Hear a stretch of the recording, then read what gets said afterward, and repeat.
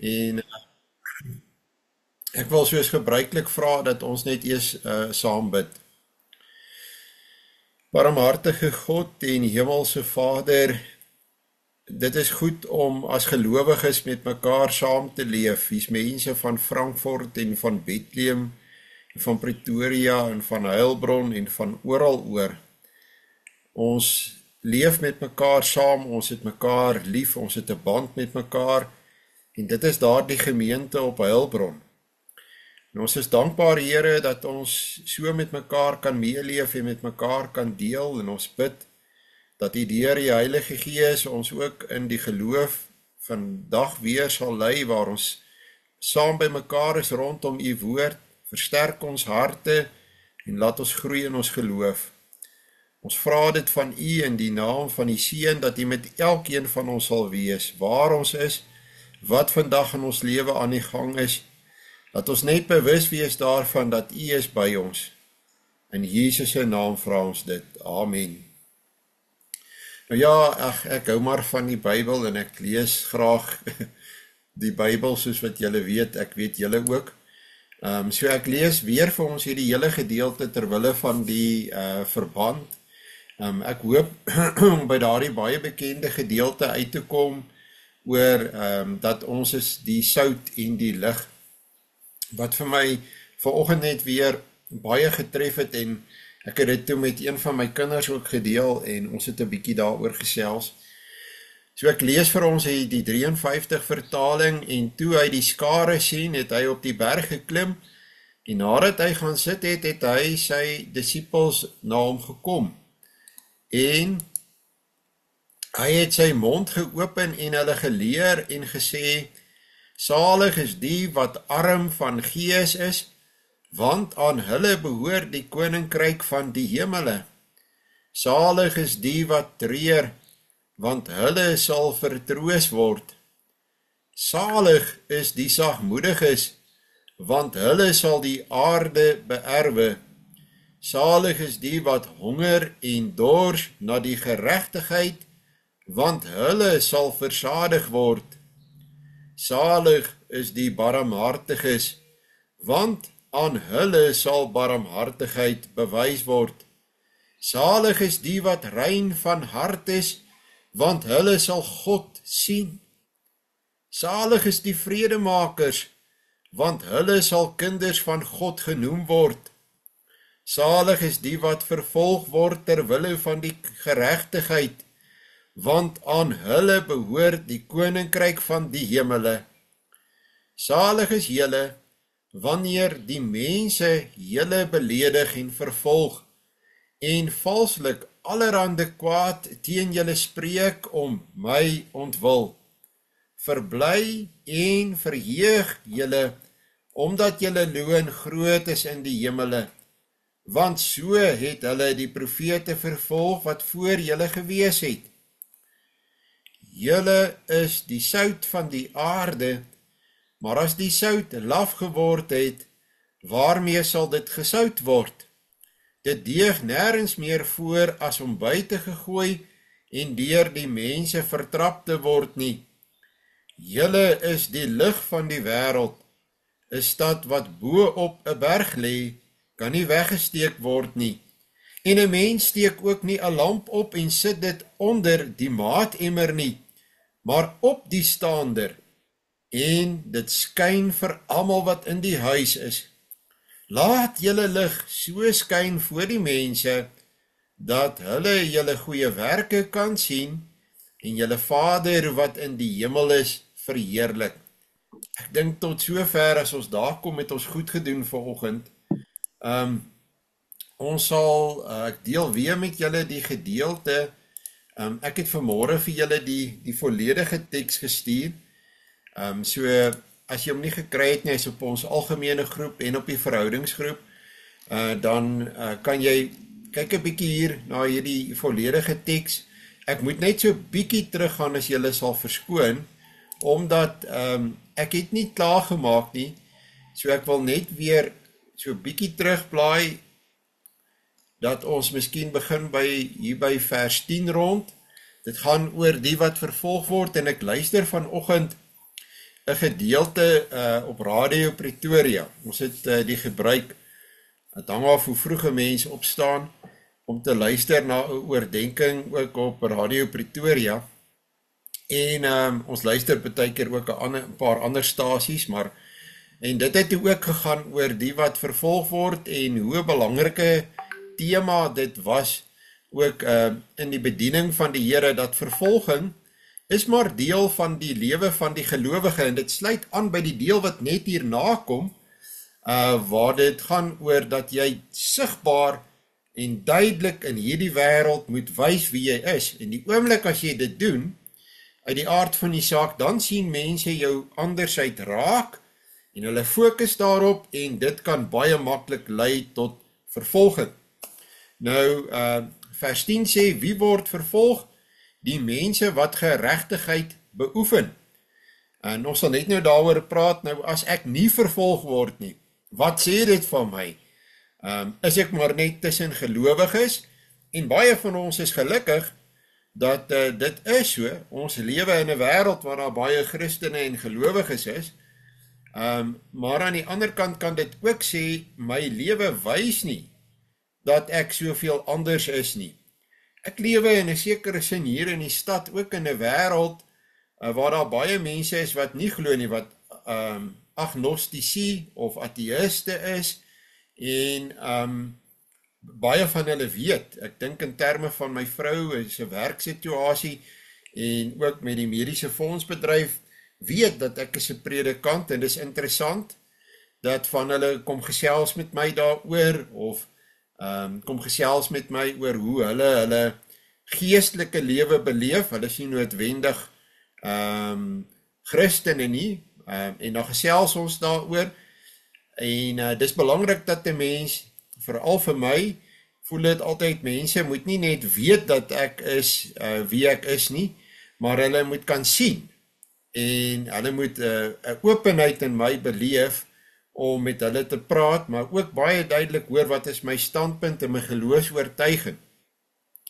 En daar is sekerlik mense wat nie daarvan hou nie, en niemand het nog ooit teen my uitgevaar nie, en ek dink dit is die algemene atmosfeer in Suid-Afrika, die klimaat in Suid-Afrika. Ek dink mense het nog respek vir die Christelike godsdienst, maar wat is my bydrae dan om dit te handhaaf en die deur oop te hou na ander mense toe?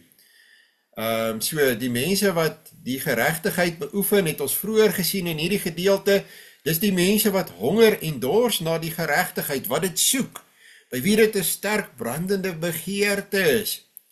En wat is die geregtigheid? Die geregtigheid is dit wat reg is in God se oë. Ek gee nie om wat mense eintlik van my dink nie, dit is vir my belangriker wat God van my dink. En as jy daaroor besorg is, dan beteken dit, ek bedoel, as dit wat God van jou dink vir jou belangriker is, God kyk nog skerper na my, en God luister nog fyner na dit wat ek sê. Dit wil sê, wat volgens sy wil is, geregtigheid beteken ook om in die regte verhouding met God te wees. En die oomblik as my verhouding met God goed en mooi en gesond is, dan affekteer dit my verhouding met die mense rondom my, en dan is daar die verhouding met hulle ook goed en gesond. Dit beteken nie, ek kan vriende wees met almal nie, en dit beteken ook nie, almal sal van my hou nie, want sommige van ons is so, dit is vir ons belangrik om deur ander mense aanvaar te word. En dit is vir ons swaar, as ons konflik het met mense. En in daai geval, as dit jou persoonlikheid of jou geaardheid is, dan moet jy ook versigtig wees dat jy nie iemand is wat maklik toegee en mense net tevrede wil hou nie. En op die ou einde is jy nie 'n effektiewe getuie nie, want jy bly maar op die verkeerde tye, die tye wat jy moes gepraat het jy dan maar stil gebly, want jy is te bang vir die konflik of dat mense nie van jou hou nie.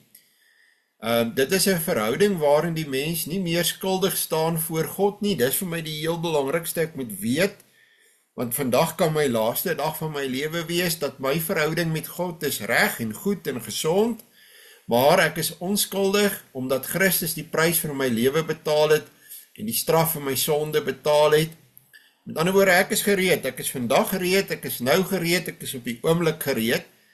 En ek wil dit graag met ander mense deel, ek gun dit ook vir hulle, dat hulle dit ook in hulle lewe mag ervaar, hierdie vrede en hierdie gereedheid.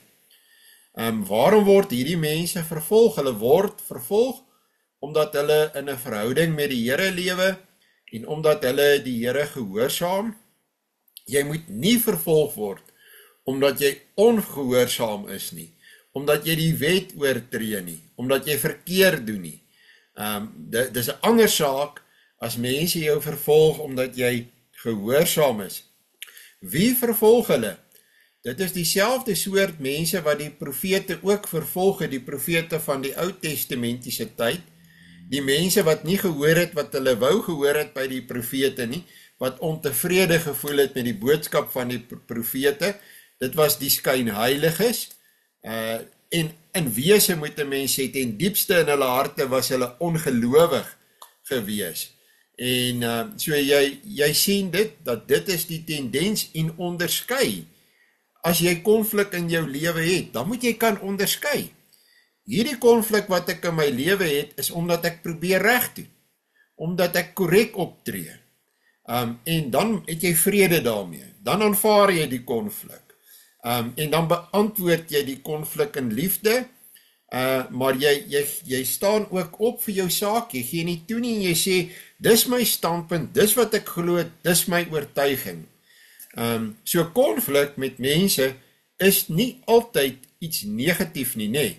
Jy moet kan onderskei, wanneer is daar die konflik wat geregverdig is, omdat jou standpunt korrek is, en wanneer moet jy luister en sê, wag 'n bietjie, ja, miskien is ek verkeerd, ek het nie hier geluister na wat die Here in sy woord sê nie, hier is 'n probleem en die probleem is aan my kant, hier moet ek verander.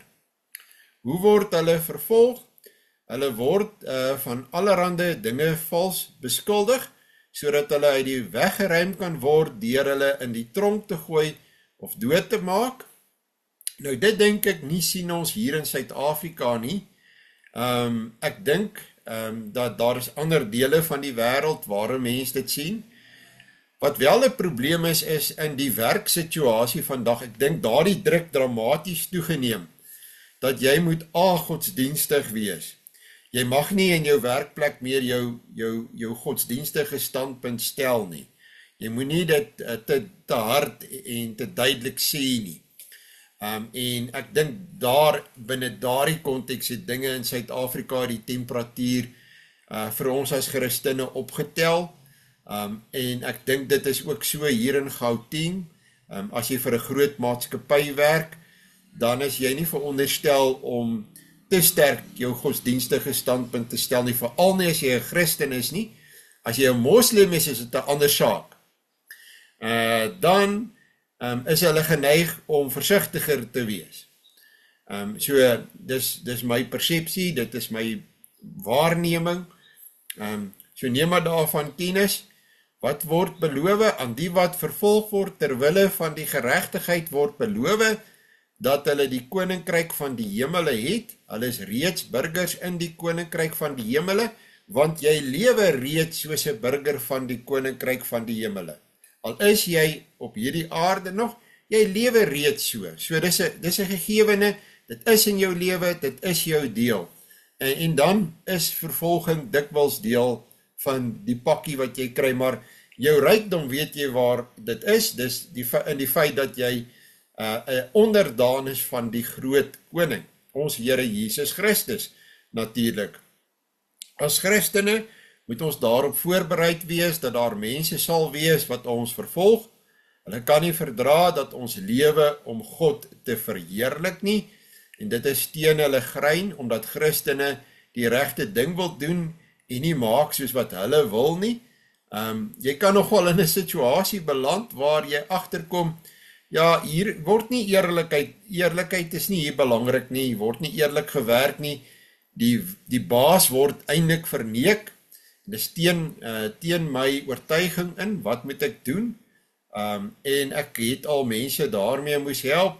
Wel, my antwoord is, ek dink nie jy bedank nie, maar jy gaan. en ek dink jy moet maar 'n fluitjieblaser dan wees.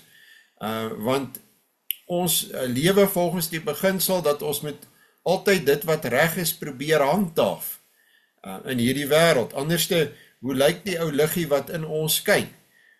Is ons dan nog gesout as ons die hele tyd net pad gee en omdraai en wegloop?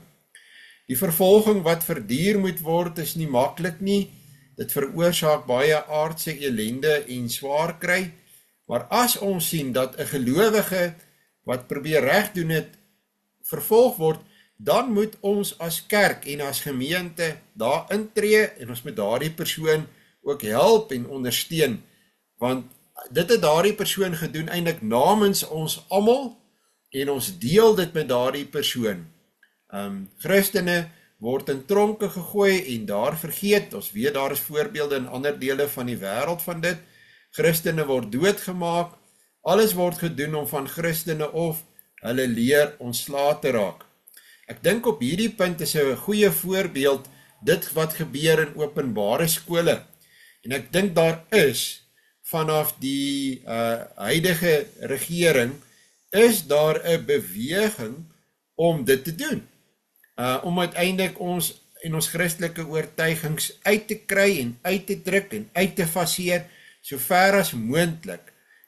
En daar is ook baie Christenonderwysers wat al gesê het, hulle kan nie meer binne die openbare stelsel funksioneer nie, hulle sal moet daaruit onttrek. So daar is nog 'n voorbeeld wat ek genoem het, ek dink ons huidige bedeling, ons huidige owerheid is in die verband 'n groot probleem. Christene het egter die versekering dat die koninkryk van die hemele aan hulle behoort, omdat Jesus dit aan hulle toegesê het, en niemand kan die toesegging van die Here Jesus gaan verander nie, want hy is die koning. Hoewel dit nou moeilik is in hierdie lewe, weet hulle dat die Here met hulle op pad is, na daardie tyd wanneer daar nie meer vervolging sal wees nie. Want in sy volmaakte koninkryk wat aan die kom is, sal al die mense doen wat reg is in God se oë. Dit is wonderlik, nee. Dink net 'n oomblik daaroor dat ons is op pad na 'n bedeling toe en 'n koninkryk waar almal op dieselfde bladsy is, 100% dieselfde. En daar sal nie meer goddelose mense wees om te tuister en die lewe vir 'n mens moeilik te maak nie. Goed, vers 11. Watter verskil word opgemerk? Jesus praat nou nie meer in vers 11 in die algemeen soos in die vorige verse, vers 3 tot 9 nie. Hy praat nou direk met die mense wat na hom luister, want hy gebruik die tweede persoon meervoud van die voornaamwoord, die persoonlike voornaamwoord, julle. Wat doen die mense? Hulle beledig en vervolg en spreek allerhande kwaad teen die burgers van die koninkryk. Wie is hierdie mense? Dit is dieselfde mense wat ook die burgers van die koninkryk in vers 10 vervolg, en dieselfde soort mense wat die profete vervolg het in 5 vers 12. Nou moet 'n mens sê, in daardie tyd was dit die kerk. Dit was die Oud-testamentiese kerk, dit was die skrifgeleerdes, die fariseërs en die leiers van die volk. En dit is swaar. Dit is swaar as jy deur die kerk vervolg word, want dit skep by jou onsekerheid. Ek meen, dis die kerk. Hoekom word ek deur die kerk vervolg oor dit wat ek glo, dit wat my standpunt is, dit wat ek uitleef? Is die fout nie aan my nie, eerder as aan hulle kant nie. So, dit kan baie moeilik wees, en ons het voorbeelde deur die geskiedenis waar dit gebeur het, dat die kerk wat verval het en die kerk wat afgedwaal het, is die hoofvervolger van die ware gelowiges. Dink byvoorbeeld in die middeleeue, hoe dat die Rooms-Katholieke kerk die geloof onderdruk het en gelowiges vervolg het wat nie hulle standpunt gedeel het nie. Dink aan die tyd van die reformatie.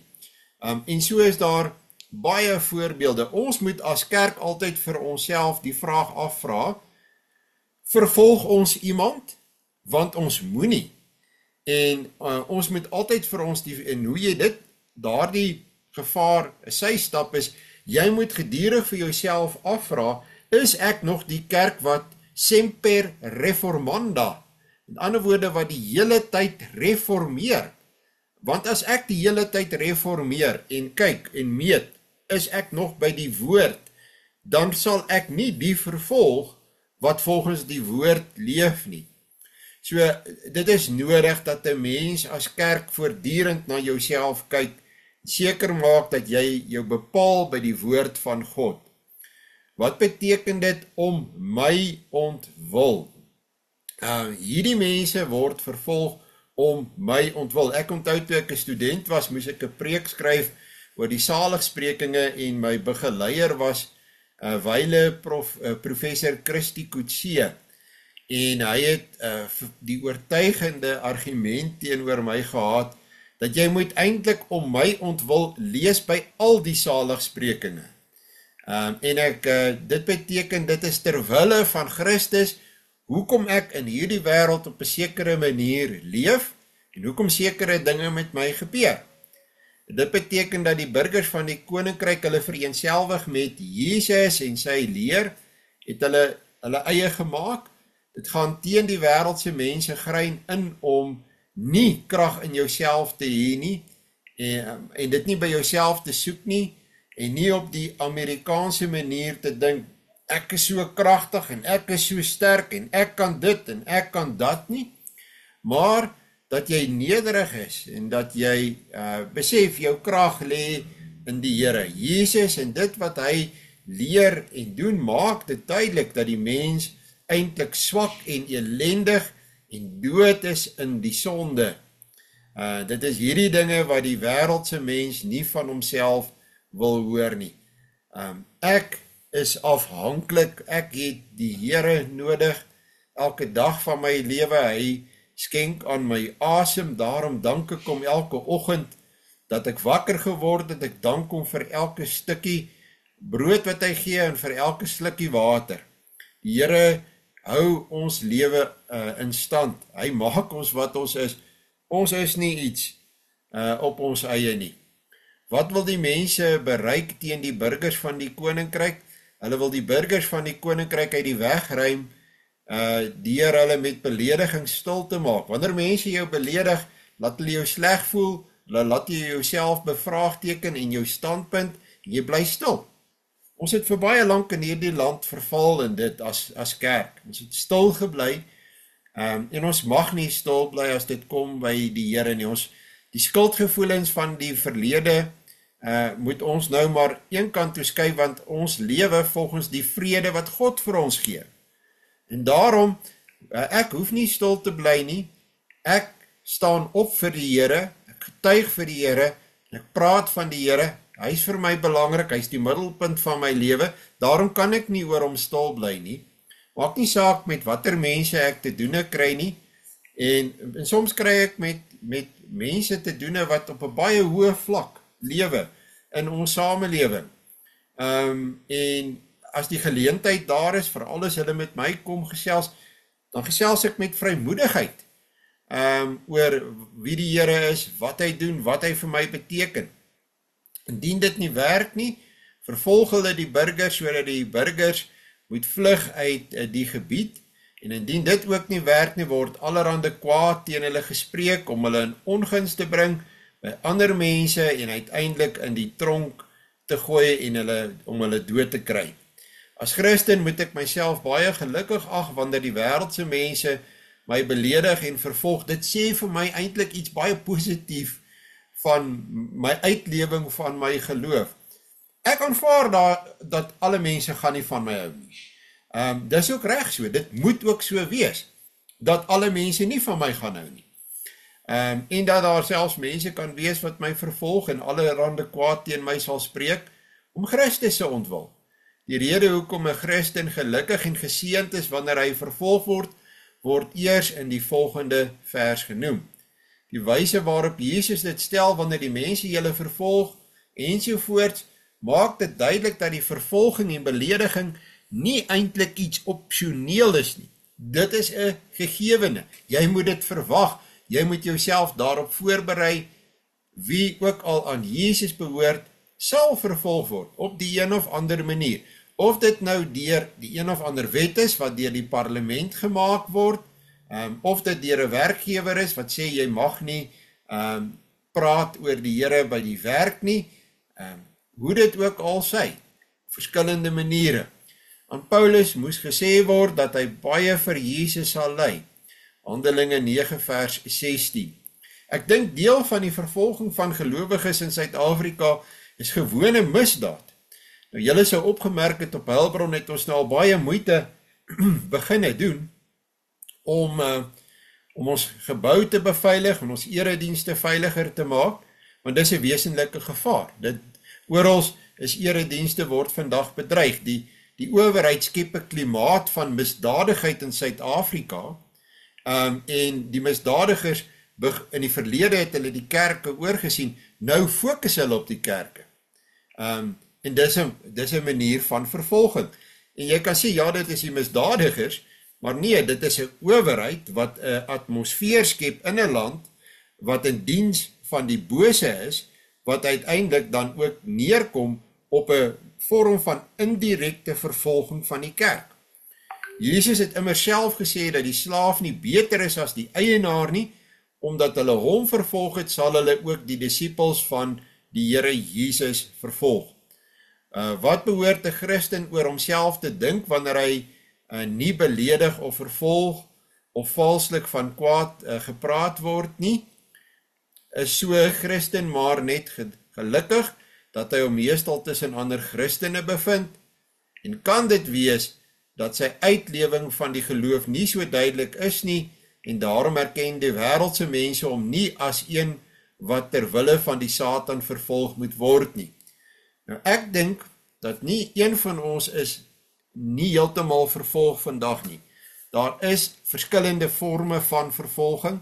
Dink daardie vervolging op hierdie stadium in Suid-Afrika is onder die oppervlakte, dis nog nie altyd so duidelik sigbaar nie. Ek dink dis die strategie van die duiwel. Hy wil nie hê dat daardie vervolging moet duidelik sigbaar wees en op die oppervlakte nie. Hy is bang vir 'n slegte naam, want in Suid-Afrika het die kerk nog 'n goeie naam. Maar dit is 'n geldige vraag om vir 'n mens self as 'n gelowige te vra al hierdie vrae. Vers 12. Wie moet hulle verbly en verheug? Die mense wat om Christus ontwil, beledig en vervolg en allerhande kwaad teen gespreek word. Hierdie is die mense wat hulle moet verbly en verheug. En wat beteken verbly en verheug? Wanneer moet jy jou verbly en verheug? Wanneer jy vervolg word terwille van Christus. En wat beteken verbly en verheug? Dit beteken om uitbundig bly te wees en te jubel van blydskap. Ek dink nogal, ons kan daaraan werk, om te jubel van blydskap, en om uitbundig te wees. Ek self het maar baie gematigde geaardheid, en ek wys nie altyd graag hoe ek voel nie.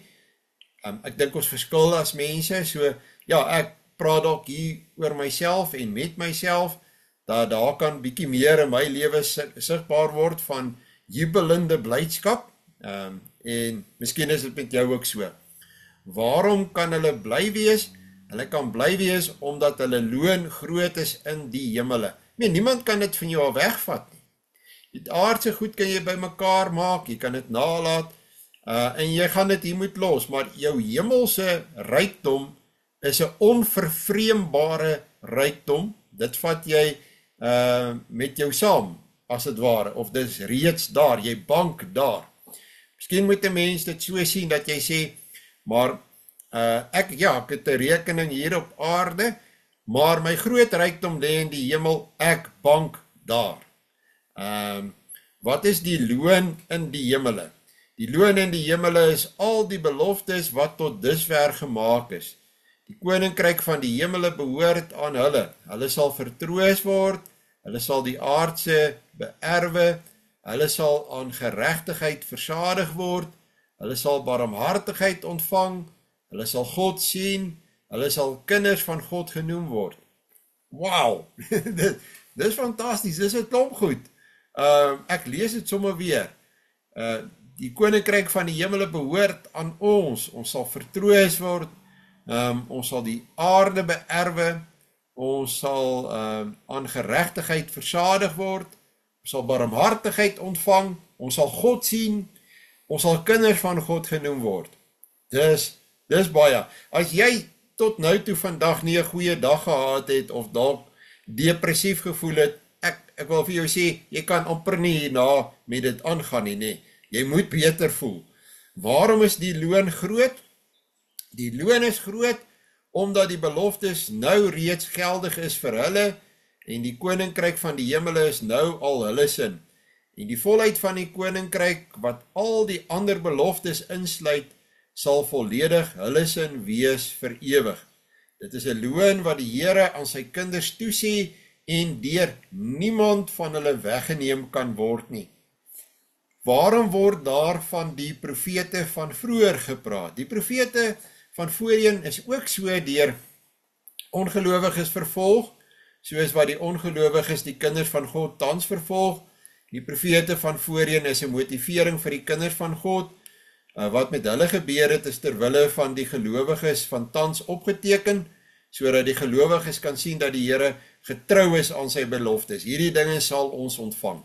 As Christen kan ek bly wees en jubel oor die vervolging, omdat daar 'n loon vir my in die hemele is, wat deur die Here self gewaarborg word.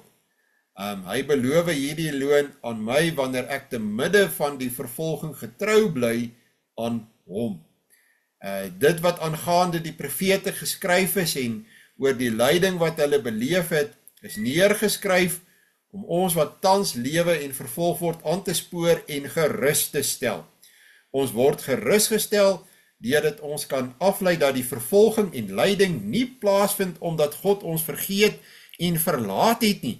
Wat mense baie keer dink en ook sê, dit is wat gebeur met mense wat aan die Here behoort. So daar's 'n ander rede waarom dinge nie altyd maklik is nie. Dit is eintlik normaal, dis nie abnormaal nie. En 'n mens wil net nie abnormaal wees nie, nee. So die dinge wat mense dit vir jou swaar maak, miskien in jou werksituasie, dan dink jy, wat is fout met my? Dit is tog abnormaal, en is die Here nie dalk teen my nie? Hier lees ons nee, jy kon dit verwag het, jy moes dit geweet het, dit is hoe dit sal wees in die wêreld. Die profete is ook vir ons 'n motivering, omdat ons in hulle lewens kan sien hoe getrou die Here teenoor sy kinders is. Hy dra hulle deur die moeilike omstandighede en hy gee aan hulle die krag om staande te bly te midde van die lyding. Nou ja, hier is ons nou uiteindelik by die deel oor die sout en die lig. 'n Bietjie lank gevat, ekskuus daarvoor. Matteus 5 vers 13, julle is die sout van die aarde. Weer eens kyk daardie, ons het mos nou die oorgang gemaak, dat julle toe die Here praat direk met die mense wat daar voor hom sit, julle is die sout van die aarde, maar as die sout laf geword het, waarmee sal dit gesout word? Dit deeg nêrens meer voor as om buite gegooi en deur die mense vertrap te word nie. En nog 'n beeld, julle is die lig van die wêreld. 'n Stad wat bo op 'n berg lê, kan nie weggesteek word nie. En 'n mens steek ook nie 'n lamp op en sit dit onder die maatemmer nie, maar op die staander, en dit skyn vir almal wat in die huis is. En dan die oproep, laat julle lig so skyn voor die mense, dat hulle julle goeie werke kan sien, en julle Vader wat in die hemel is, verheerlik. Wie is die julle? Dis die mense wat aangespreek word, is steeds die mense wat voor Jesus sit, en wie hy in die vorige verse salig genoem het, wanneer mense hulle om sy ontwil vervolg. Waarmee word hierdie mense dan vergelyk? Hulle word vergelyk in die eerste beeld met die sout van die aarde. Wat is die doel van sout? Sout word gebruik om smaak aan kos te gee. Dit word ook gebruik om kos te preserveer. Dit kan selfs as 'n ontsmettingsmiddel natuurlik ook gebruik word. As jy nie iets anders het nie, dan is dit baie effektief. So sout het eintlik baie gebruike en dit is positiewe gebruike. Nou goed, waarna verwys die aarde? Die aarde verwys na die woonplek van die mense teenoor die hemel as die woonplek van God. En wat word bedoel met sout wat laf geword het? Ag nou, ons het dit al almal agtergekom. Jy is jou beurt om kos te maak, en jy bly daai sout ingooi, en jy kan nie verstaan nie. Jy dink naderhand, maar hier's fout met jou smaak. Jy het nou hoeveel sout in hierdie kos gegooi, en die kos is nog nie die regte smaak nie. En dit is omdat jou sout het laf geword. Dit het nie meer krag nie. Dit is 'n sout wat sy krag verloor het. Dit wil sê die sout gee nie meer smaak aan kos nie, en kan nie meer die kos ook preserveer nie. Dit beteken daai sout is niks werd nie. Inteendeel, dit maak jou kos eintlik vir jou tot 'n mate onbruikbaar. So jy moet eerder daardie sout gaan uitgooi en weggooi, dit het nie meer 'n funksie nie.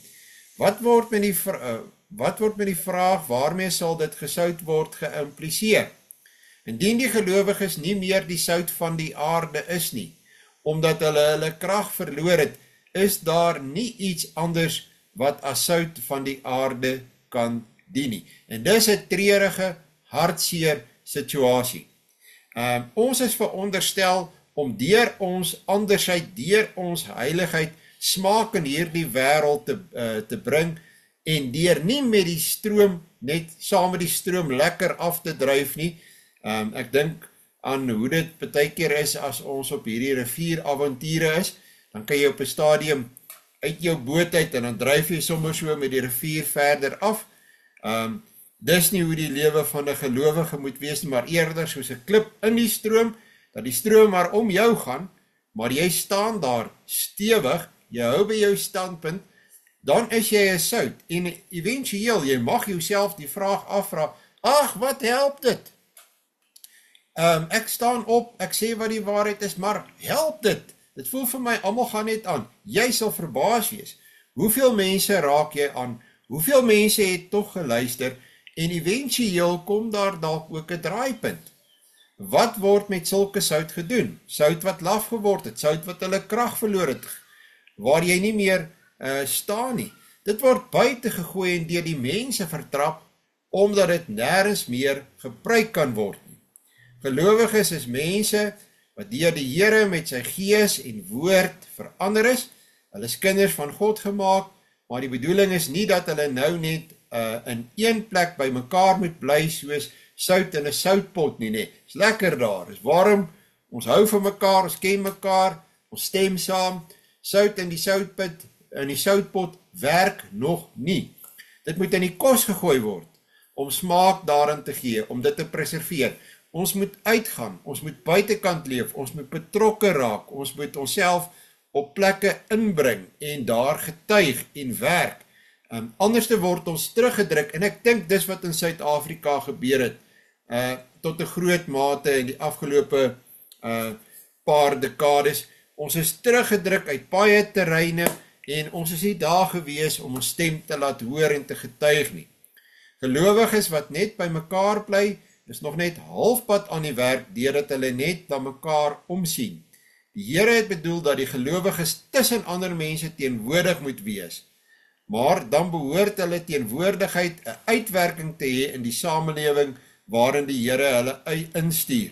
Ek dink ons sien dit ook by die kerk, dat mense onttrek hulle al meer, is minder betrokke, jy sukkel om mense betrokke te kry, mense trek hulle terug agter hulle palisades en elektriese heining. Dis die verkeerde manier. Ons is nie Rooms-Katolieke nie, ons glo nie in kloosters nie. Hulle is veronderstel om smaak aan die lewe te gee. Hulle is bedoel as preservering van 'n samelewing, soos wat regverdig is 'n preservering van 'n stad, soos Sodom kon gewees het. Hulle behoort ook soos sout 'n samelewing bruikbaar te maak, sodat daar vrug uit so 'n samelewing na vore kan kom. Maar as gelowiges hulle krag verloor het om 'n verandering in die samelewing teweeg te bring, is hulle vir niks meer bruikbaar nie, dan het ons as kerk nie meer 'n bestaansreg nie. En dit moet ons nie verbaas as God ons daar gaan wegneem nie. Want wat doen ons? Wat beteken ons? Daar is ook nie iets anders behalwe die gelowiges waarmee die Here in die samelewing werksaam wil wees nie. Ons is immer sy gekose instrumente en nou is ons nie daar nie. Dus as gelowiges nie die sout van die aarde wil wees wat die Here bedoel het, hulle moet wees nie, werk hulle teen die Here se bedoeling in, en so gelowige is ook nie meer werd om in die koninkryk van die hemele te wees nie. En dit is erg om dit te hoor. Ok, waarmee word die mense nog vergelyk, en dit is 'n soortgelyke beeld, twee verskillende beelde wat 'n soortgelyke boodskap eerder wil oordra. Hulle is die lig van die wêreld. Wat is die doel van die lig? Lig verdryf die duisternis, sodat 'n mens kan sien. Jy weet, dit is vir my die wonderlike van 'n kers in 'n baie donker plek. Ook een kers liggie kan jy verskriklik ver sien. In die tyd van die Tweede Wêreldoorlog was dit 'n reël, nee, jy moes alles toemaak en die mense het blinders gehad en baie goed moes hulle swart verf en toemaak en selfs 'n skreefie lig kon van bo uit daardie vliegtye baie ver gesien word en dan weer die vyand waar is die stad en dan begin hulle die bomme gooi op daardie ou klein liggie. So 'n lig is baie kragtig as dit baie donker is. So die lig verdryf die duisternis sodat 'n mens kan sien. Waarna verwys die wêreld? Die wêreld kan soos aarde ook na die woonplek van die mense verwys, maar in die meeste gevalle word die wêreld gebruik as 'n verwysing na die mense wat op die aarde woon. Hoe het die gelowiges lig geword? Deur die Here wat hulle sy volgelinge gemaak het, en ek wil eintlik sê deur sy Gees wat hier in ons kom woon het daar 'n lig in ons opgegaan. Hoe hou die stad en die lig met mekaar verband? 'n Stad wat bo op 'n berg is, kan nie weggesteek word nie.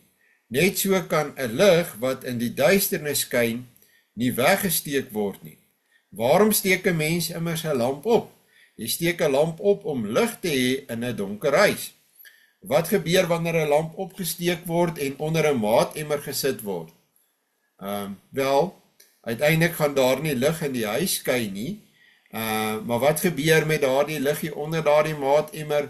Uiteindelik, daardie liggie gaan doodgaan, want die suurstof gebruik daardie liggie op, en dan naderhand gaan daardie liggie dood. Dus as jy jou geloof nie uitleef nie, wat eintlik besig is om te gebeur, jy begin aan suurstofnood ly, en jy gaan doodgaan. Wie is die almal wat in die huis is? Die is al die mense wat die lig nodig het. Gelowiges is mense wat so deur die Here se Gees en woord verander is, dat hulle veranderde lewens helder sigbaar is in die wêreld waarin hulle woon. Hulle lewens is helder sigbaar, omdat dit so radikaal anders is as die lewens van die mense wat van die wêreld is. Die verskil tussen gelowiges en die wêreld se lewe is so radikaal verskillend, soos die verskil tussen die lig en die duisternis. Is jou lewe so? Dis hoe groot die verskil is. Ek meen, donker en lig is 'n baie groot verskil. En in wat ek luister, die tipe goed wat ek luister, die goed wat ek kyk op die televisie, die boeke wat ek lees, my totale ingesteldheid in die lewe moet getuig van my liefde vir God. Anderste lyk my lewe soos wat dit maar in die res van die wêreld is, en daar's geen verskil nie. Die Here maak mense sy kinders juis sodat hulle so totaal anders moet wees om lig te gee in die donker wêreld. Net soos wat 'n stad bo op 'n berg nie weggesteek kan word nie, net so sal 'n gelowige dadelik herken en raak gesien kan word in die wêreld. Dat 'n gelowige opgemerk gaan word in die wêreld is onvermydelik. Moenie sleg voel as hulle jou raak sien nie. Jy wil raak gesien word, maar oor beslis die regte redes. Die Here het immers nie 'n mens 'n gelowige gemaak om hom weg te steek vir die wêreld nie, net soos wat 'n mens ook nie 'n lamp opsteek en onder 'n maatemmer neersit nie. Jy steek tog die lamp op en sit hom dit op 'n plek waar dit lig kan gee vir almal in die huis. Die Here het 'n mens, 'n gelowige gemaak, sodat die lig uit die gelowige uit lig kan maak vir die mense rondom hom. Die lig is die weerkaatsing of uitstraling van die heerlikheid van die Here. Die ander mense moet juis die heerlikheid en grootheid van die Here in die lewe van die gelowige raak sien en daardeur aangetrek word. Ek het so 'n goeie buurman daar op Heilbron. Ek wil so 'n buurman wees soos vir daai man 'n buurman vir my is. Dink net aan jou bure, daar's 'n geleentheid. 'n Gelowige wat egter die lig in hom wil toehou, sodat die wêreld dit nie moet sien nie, sal nie die lig kan behou nie. Soos die lamp onder die maatemmer uiteindelik sal ophou brand, so sal die lig in die donker ook al dowwer begin word en blus. Die lamp het suurstof nodig. Die Heilige Gees is die suurstof vir die gelowige en die woord is die brandstof vir die gelowige. Dis vir my mooi hierdie beeld van die suurstof vir die gelowige, is die Heilige Gees en die woord is daardie, sê nou maar die kers is daardie was wat die brandstof is en daarom het die gelowige nodig om aan te hou bid vir die suurstof en vir die brandstof, vir die Gees en vir die woord, vra ek in my lewe. Watter lig moet skyn? Die gelowiges wat self die lig van die wêreld is moet skyn. 'n Gelowige skyn deur goeie werke te doen, 'n gelowige skyn voor mense, 'n gelowige skyn sodat die mense sy goeie werke kan sien en die Vader wat in die hemel is verheerlik en nie sodat jy raak gesien kan word nie. Jy laat nie jou lig skyn sodat mense hulle aandag op jou moet vestig nie. En dan laasgenoemde is 'n stelling wat gemaak word en eersgenoemde is gevolglik die werk wat gedoen moet word. Toe ek het gelees het die eerste keer het ek het ook vir julle gewys. 'n Gelowige is 'n lig van die wêreld omdat hy 'n volgeling van die Here gemaak is. Deurdat hy glo, is die bewys daar dat die Heilige Gees in so 'n mens teenwoordig is. En ek wil altyd daarvan seker wees. So maak ek ook my uitverkiesing vas. Ek is bewus dat die Heilige Gees in my is.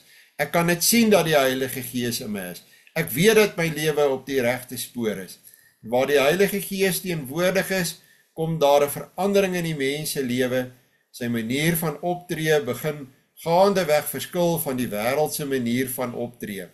So lig in die duisternis, as dit opgemerk sal word, so sal 'n gelowige opgemerk word in die wêreld. Aangesien die Here van die gelowige 'n lig van die wêreld gemaak het, moet die gelowige nou eenvoudig wees en doen wat die Here van hom gemaak het. Wees wat die Here jou gemaak het om te wees, met ander woorde. 'n Lig is gemaak om te skyn. Deur sy Gees en woord het die Here die gelowige aan die brand gesteek, sodat hy sy lig kan laat skyn in die wêreld. Ek dink 'n mens kan ook die energie in jou kan ook beginne opraak.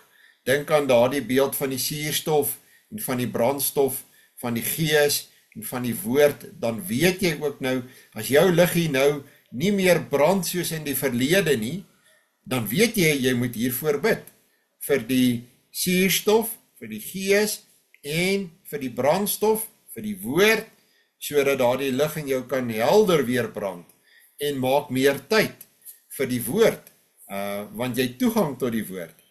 Die lig wat uit die gelowige uitstraal, is die radikaal anderse manier van optree in die wêreld, anders as waaraan die wêreld gewoond is.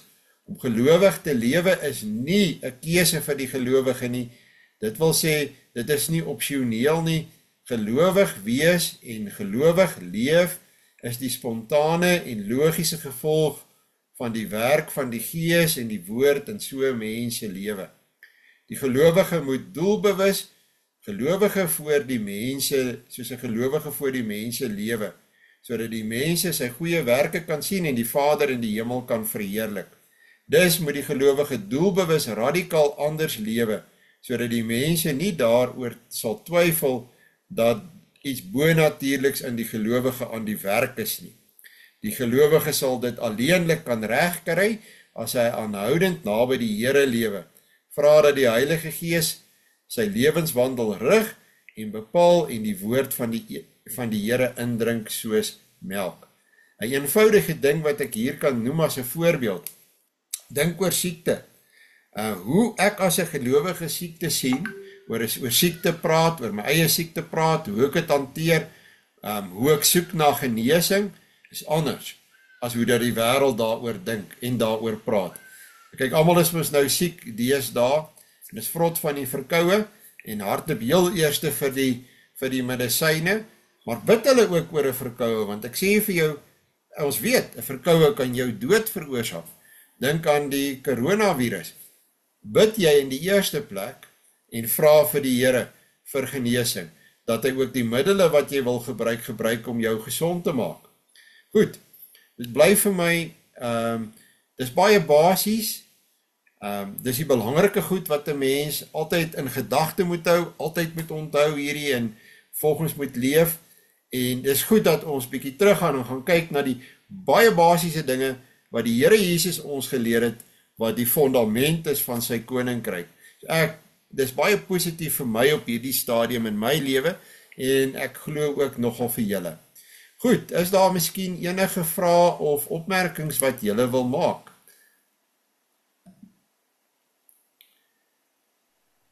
Tommy, ek wil graag net 'n bietjie inligting deel as ek mag. Ons weet dat wetenskaplik kan lig gemeet word. Ons kan meet hoe sterk hy is, ons kan meet hoe ver hy skyn, ons kan meet oor 'n afstand van selfs tot in ligjare hoe sterk 'n lig is. Wetenskaplik kan duisternis nie gemeet word. Duisternis kan net gemeet word aan die hoeveelheid lig wat daar is. So 'n klein kersie in middernag kan jy sien, dan kan jy meet hoeveel lig is daar, maar jy kan nie duisternis meet nie. Dis dieselfde met die geloof. Jou geloof kan gemeet word, dit skyn in die massiewe duisternis reg rondom jou. Maar die sonde kan jy nie meet nie. En wat is die sonde? Dis dieselfde as duisternis, dis 'n gebrek aan lig. Die sonde is 'n gebrek aan geloof. Ja, dit is baie goed gesê, ja, baie dankie. Ek het nog nie so daaroor gedink nie, en ek sal dit graag ook in die toekoms wil gebruik, ja. Baie goed gesê. Iets anders van iemand? Ag nou ja, dit was weer eens 'n groot vreugde om die oggend 'n klein tydjie saam met julle deur te bring. Mag dit vir julle 'n vreugdevolle en 'n geseënde dag wees. Tot volgende week as die Here ons spaar. Ek sluit vir ons af met 'n gebed. Ons Vader wat in die hemel is, dankie vir die lig wat U in ons laat opkom het, 'n lig in 'n baie donker wêreld. Laat ons lig skyn in hierdie donker wêreld. Laat ons ander ook aansteek om self lig te wees.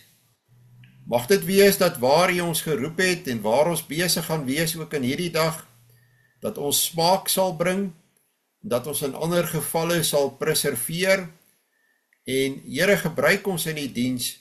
Ons is diensbaar en gereed om deur U gebruik te word. Baie dankie dat U ons so hoog geag het, dat U ons U instrumente maak in hierdie wêreld. Ons bid ons gebed in die naam van U Seun. Amen. Goed julle, baie dankie vir die oggend wat ek met julle kon gedeel het, en 'n werklike mooi en 'n geseënde dag vir julle.